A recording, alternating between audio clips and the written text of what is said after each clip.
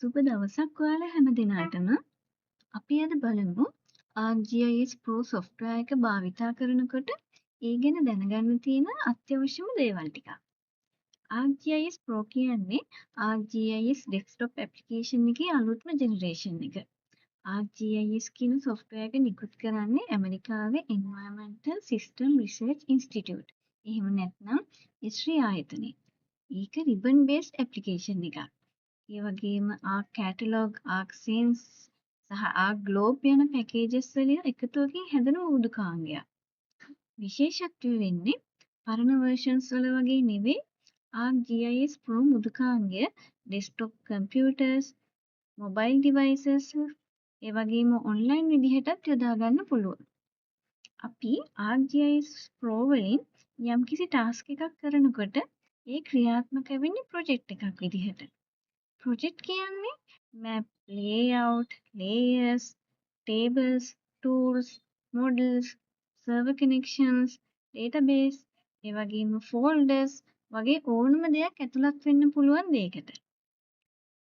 ArcGIS desktop වල වගේ නෙවෙයි ArcGIS Pro වලදී එකම project එකක අපිට කලින් කියපු විදිහේ map, layout, layers වගේ බොහොමයක් ඇතුළත් කරන්න පුළුවන්. මේ බලන්න අපි දැන් ඉන්නේ ArcGIS Pro open කළාම එන පළවෙනි ඉන්ටර්ෆේස් එකේ. මෙතනින් පෙන්වන්නේ අපි කලින් කරපු projects. ඒ වගේම අලුතින් open කරන්න දෙන්නේ project එකක්. දැන් අපි මේ ඉන්ටර්ෆේස් එකේ තියෙන දේවල් අඳුනගමු. start new project, recent project, project templates වගේ දේවල් තියෙන්නේ home tab එකේ. learning resource tab එකේ තමයි quick start tutorial, ArcGIS blog, ESRI news, help, ESRI academy ඒ වගේ දේවල් තියෙන්නේ. settings. ArcGIS Pro application එකට අදාළ settings මෙතනින් වෙනස් කරගන්න පුළුවන්.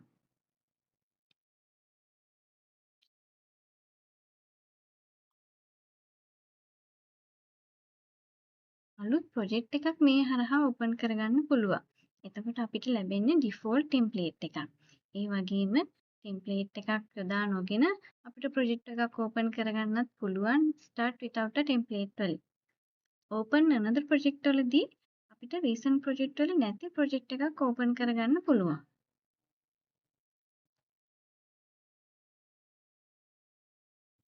learning resources. මෙතනින් learning materials වලට quick access එකක් තියෙනවා. හරි. දැන් අපි අලුතින් map එකක් open කරමු. මෙතනදී අපි project name එකක් වගේම අපිට අවශ්‍ය location එකක් දෙන්න ඕනේ. අලුතින්ම folder එකක් create කරනවද නැද්ද කියන එක අපේ අවශ්‍යතාවය අනුව ටික් කරන්න පුළුවන්. මේ තියෙන්නේ ArcGIS Pro application එකේ second interface එක. ඒ කියන්නේ main interface එක. මෙතනින් අපිට කැමති ප්‍රමාණයක් maps create කරගන්න පුළුවන්. ඒ වගේම layouts, model ඒ වගේ දේවල් උනත් එකකට වඩා නිර්මාණය කරගන්න පුළුවන්. මේ new layout එක තුල paper sizes විශාල ප්‍රමාණයක් පෙන්වනවා. ඒ තුලින් අපේ අවශ්‍යතාවය අනුව අපිට කැමති layout එකකට කැමති paper size එකක් තෝරාගැනීමේ හැකියාව තියෙනවා.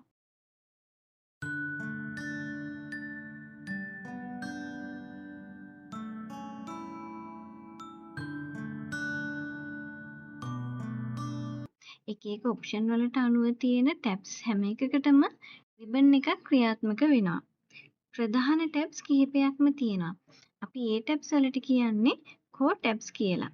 contextual tab කියන්නේ අපි select කරන option එකට අනුව අලුතින් add වෙන tabs වලට. මේ layout tab එකත් ඒ වගේ tab එකක්. map එක click කරාම එන map tab එකට අදාළ ribbon එකේ තියෙන ප්‍රධානම tool එකක් තමයි explorer tool කියන්නේ. අපි map navigate කරන්න use කරන්නේ මේ tool එක. මේ තියෙන්නේ quick access toolbar එක. සාමාන්‍ය ඔෆිස් පැකේජ් එකක වගේ මේ තියෙන dialog box launcher. ඒ වගේම ribbon එකේ මේ විදිහට වෙන වෙනම වෙන් කරලා තියෙන කොටස් අපි හඳුන්වන්නේ groups කියලා. මැප් වල එක්ස්ප්ලෝරර් ටූල් වගේම ලේඅවුට් එකක් නැවිගේට් කරන්න යොදාගන්න ටූල් එක තමයි නැවිගේට් ටූල් එක. ArcGIS Pro වල view area එකේ මේ තියෙන්නේ map view එක සහ layout view එක. නිල් පාට වෙලා තියෙන්නේ මේ අවස්ථාවේ select වෙලා තියෙන view එකට අදාළ tab එක. අපිට මේවා move කරන්නත් පුළුවන්. maps layout වල තියෙන layers elements වගේ දේවල් view කරලා පෙන්නන්නේ content pane එකකින්. catalog pane එකේ තියෙන්නේ project එකට අදාළ contents. බලන්න මෙතන ෆෝල්ඩර් එකේ අපි සේව් කරපු ප්‍රොජෙක්ට් එක ටෙස්ටිං කියන එක තියෙනවා. අපි වැඩ කරන ලේඅවුට්ස් තියෙනවා. වගේම මැප්ස් ටික තියෙනවා අපේ මේ වෙනකොට view එකේ තියෙන tool boxes ඊට අමතරව database එක geo database එක මේ ටික ඔක්කොම catalog එකේ තමයි තියෙන්නේ. ඔයාලා දකින්න ඇති මම මෙතන catalog pane එක close කරා. හැබැයි අපිට view ribbon එකෙන් catalog pane එක නැවතත් අපේ display එකට ගන්න පුළුවන්. ඒ වගේම අපිට මේ panes ඕනම එකක් අවශ්‍ය තැනකට move කරගැනීමේ හැකියාවක් තියෙනවා. මේ තියෙන්නේ මේ වෙනකොට අපේ ප්‍රොජෙක්ට් එක තුළ ඕපන් වෙලා තියෙන අනිත් panes. මේ ඔක්කොම close කරන්න පුළුවන්, add කරන්න පුළුවන්, ඒ වගේම move කරන්නත් පුළුවන්. map ribbon එකේ add data වලින් අපිට අවශ්‍ය data අපේ map view එකට add කරගන්න පුළුවන්. ඒ වගේම තමයි folder connection වලින් අවශ්‍ය folder එක connect කරලා අපිට අවශ්‍ය data drag and drop කරගන්නත් පුළුවන්.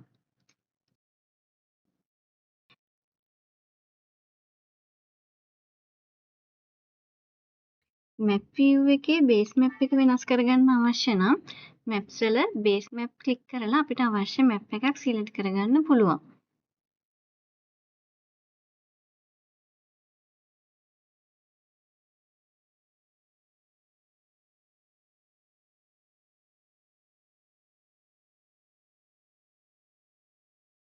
ඒ වගේම තමයි අපිට attribute table එක open කරගන්න අවශ්‍ය නම් contents වල තියෙන ඕනම shape file එකක් select කරලා ඒකේ right click කරාම ඊට අදාළ attribute එක open වෙනවා.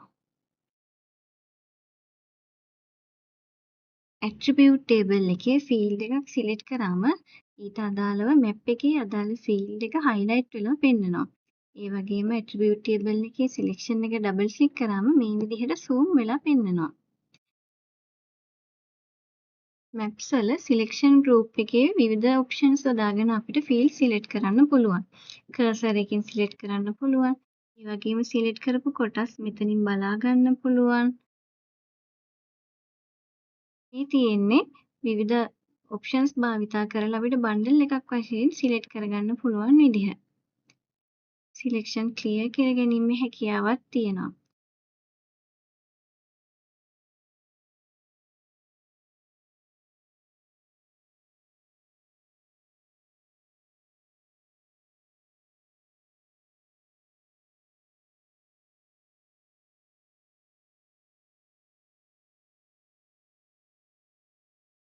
shape file එකේ attributes අනුවත් අපිට select කරගන්න පුළුවන්. මෙතන input rows දෙන්න තියෙනවා selection type එක select කරගන්න අවශ්‍යයි. ඊළඟට අපි select කරන්නේ මොන attribute field එකකින්ද කියන එක දෙන්න ඕනි. අපිට අවශ්‍ය query එක දෙන්න ඕනි. දැන් apply කරලා okay කරන්න.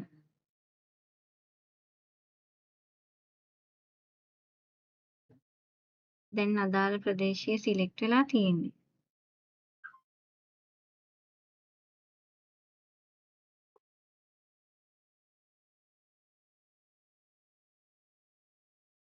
මෙතන තියෙන records හරි values edit කරන්න අවශ්‍ය නම් අපි අදාළ cell එක click කරලා type කරන්න ඕනි ඊළඟට save කරන්න. දැන් අපි අලුතින් field එකක් add කරගමු. එතකොට මේ add button එක click කරන්න ඕනි. එහෙමත් නැත්නම් attribute table එකේ මෙතනින් field view select කරන්න ඕනි. දැන් අපිට අවශ්‍ය field එකට අදාළ නමක් දෙන්න ඕනි. අපි lakes වල extend එක බලමු.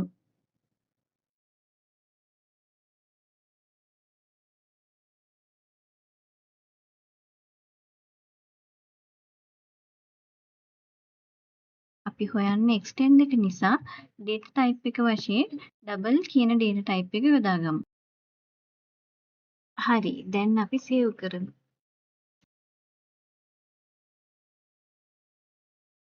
ඔයාලට පේනවා ඇති attribute table එකට අපි අලුතින් add කරපු field එක add වෙලා තියෙන්නේ. අපි දැන් බලන්නේ extend එක නිසා table ribbon එකේ මෙතන තියෙන calculate geometry එහෙම නැත්නම් extend එක right click කරාම එන calculate geometry click කරනවා. input features වලට lakes දීලා අපි extend එක බලන්නේ lakes වල නිසා ඊට අදාළ feature class එක ලබා දෙන්න ඕනි. ඊළඟට මෙතන තියෙන geometry attributes ටික feed කරන්න ඕනි. දැන් area unit එක square kilometers විදිහට feed කරනවා. ඊළඟට coordinate system එක ලබා දෙන්න ඕනි. දැන් okay කරන්න. මේ තියෙන්නේ lakes වල extend එක square kilometers වලින්. වඩාත් පැහැදිලි වෙන්න අපි field name එකට අපි යොදාගත්ත unit එක mention කරමු.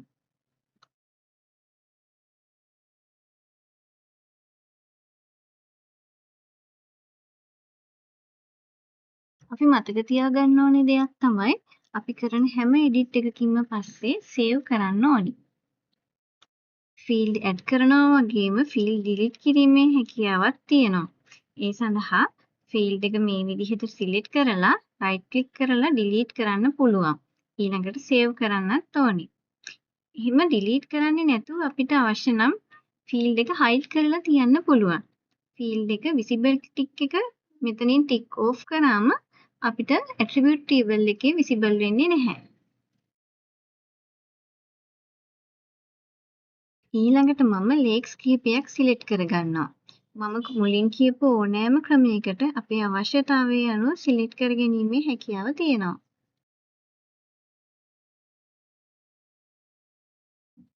හැබැයි අපි table tab එකෙන් නැතුව map tab එකට ගිහිල්ලා එතන තියෙන selection group එකෙන් අපේ selection එක කරොත් නම් අපිට අවශ්‍ය shape file එකේ විතරක් නෙවෙයි අනිත් shape file වලට අදාළ කොටසුත් select වෙනවා. නමුත් අපි open කරගෙන තියෙන attribute table එකේ select වෙලා තියෙන්නේ ඊට අදාළ කොටස් විතරයි. ඉතින් දැන් අපි table tab එකේ export features click කරන්න ඕනේ. මේ මගින් select කරපු කොටස් විතරක් අලුත් feature එකක් විදිහට save කරගන්න පුළුවන්.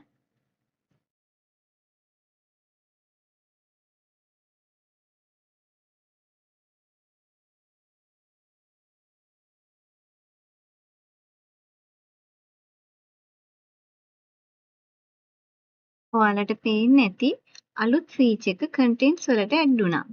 දැන් අපි select කරපු කොටස් ටික clear කරගන්න නම් attribute table එකේ තියෙන clear button එක click කරලා හරියන්නේ නැහැ.